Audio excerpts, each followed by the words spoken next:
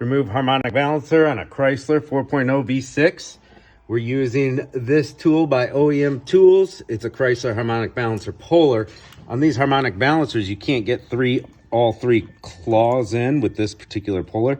You can get two of them in, and the third one you gotta pop this out, fit the claw in, then pop it back in. Here's the tool kit here. You get your different size push rods. For the 4.0, we're gonna use the second longest side. Put a little lube on your tool, put your pin in, and then thread it through.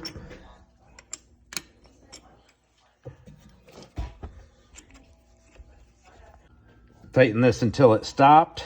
Now we'll put a little bit of the Ooga Doogas on it.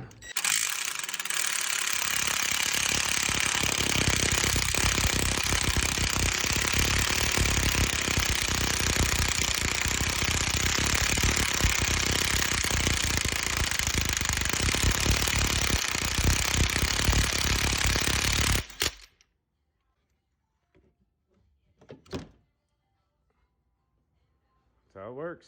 Yeah.